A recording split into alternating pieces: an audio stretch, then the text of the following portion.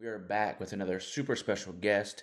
Today, we are joined by a global professional wrestling sensation. You've seen him in WWE, AEW, TNA, all over the place. He's been in Japan, Mexico, you name it. He's probably been there. He is Lucha Lit Lince Dorado. Okay, Lince, thank you so much for being with us today. Appreciate you having Lince Dorado on this on the podcast today, Briz. Excited. Yeah, yeah, absolutely. Let's just get right into it. I know you're like a big reader. You're an avid reader. Any new books for you lately? Not a lot of new books, honestly, man. I've been like kind of rereading some books that have helped me in the past, especially like lately. Not that anything's going bad in my life, but I am turning a new like corner in my life personally. So I want to just get back on track, get my mind right, back on reading the books that had got my mind right. Mm, And but yeah, I'm always in search for new stuff, anything that would inspire me to be, a better person, a stronger person mentally and stuff like that. So if yeah, anybody got that recommendations, put them in the chat, put them in them comments. yeah, yeah, for sure. I know you've talked about like the 48 Laws of Power, Robert Greene. That's a huge one. What are a couple of those books that you'd recommend just everybody? Yeah, The most I simple one. really liked Relentless in Winning. I think that was by the guy who trained Michael Jordan and Kobe Bryant. I forget his name off the top of my head. Tom. I'm looking right at it. Hold on. Man, it's being blocked.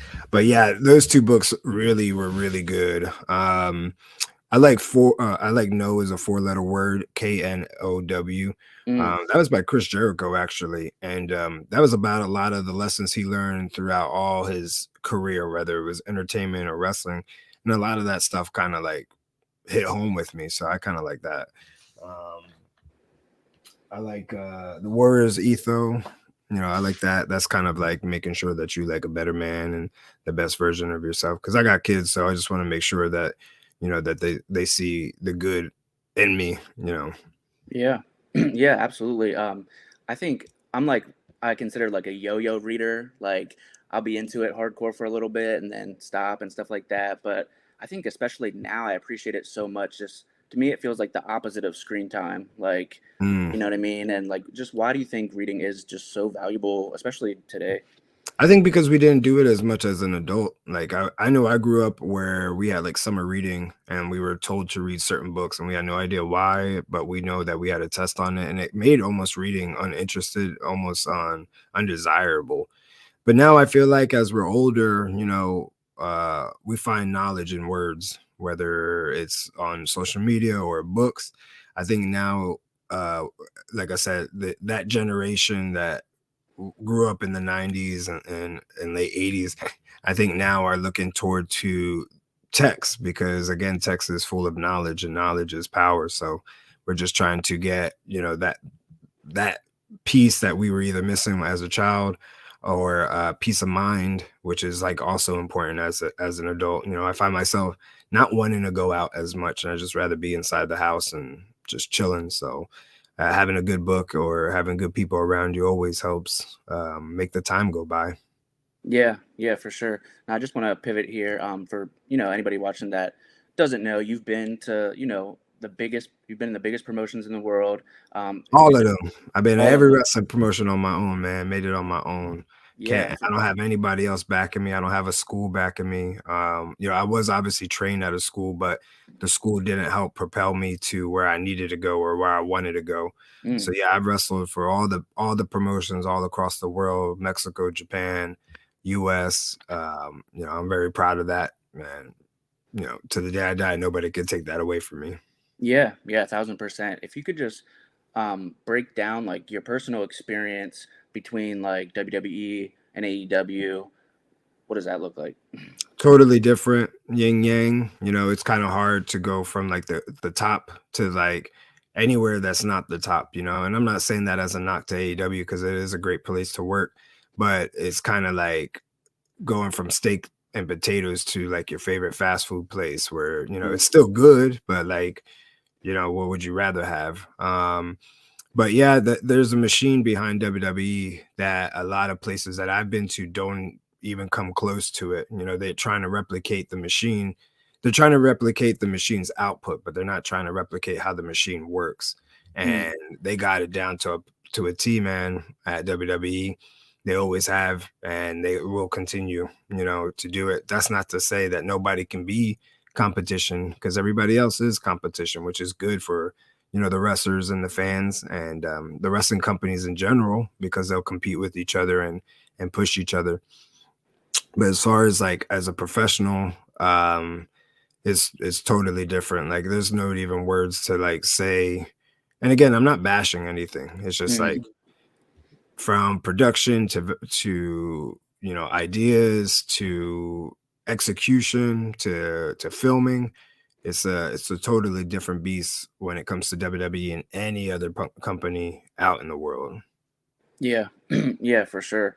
And then just like now that you're kind of on the outside looking in, like as a fan now, are you trying to watch all of it? I mean, wrestling's on damn near every single day of the week, so it's a full time job. But is it just watching like stuff you prefer? Is it just kind of catching what you can type deal? I'll catch like my friends, like if there's something good, like I'm still in with everybody and everything.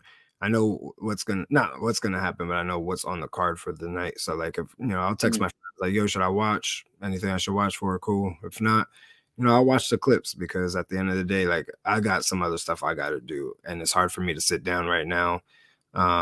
Especially at night or during the day and like try to catch up with wrestling. So my attention span has been shortened since I've been younger.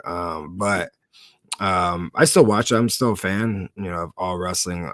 I think if you are a diehard professional wrestler and you love what you do, you have to be a fan. And at the end of the day, yeah, pro wrestling is what we do and what I do. So yeah, I do watch it, and I do hope that it does continue to get better for everything. Yeah, yeah. Who are some of like your favorite current guys or girls in it right now for whichever promotion? Yeah, I mean, for right now, like I still got love for my boy Ricochet. He's gonna be killing it pretty soon. Some of the girls that I love to watch or love to help train. Obviously, Mercedes comes to me and helps or gets training for me whenever she has her big matches. Hmm. Bailey and Stephanie Vacker, who just signed with WWE, is gonna kill it. Um, there's a ton of people right now that are with companies. There's not a ton of people outside of them that have me like eager to wrestle them. And it's not for any particular reason. It's just more I'm in for the storytelling, not like just for the sake of matches anymore. I don't need to wrestle anymore. I would love to wrestle, but I think right now I'm more looking forward to like who's gonna give me the best story, who's gonna Mm, bring the best out of me, because I know I go out every night and bring the best out of somebody. So it's kind of hard to like find that dual partner, that yeah, dance partner. yeah.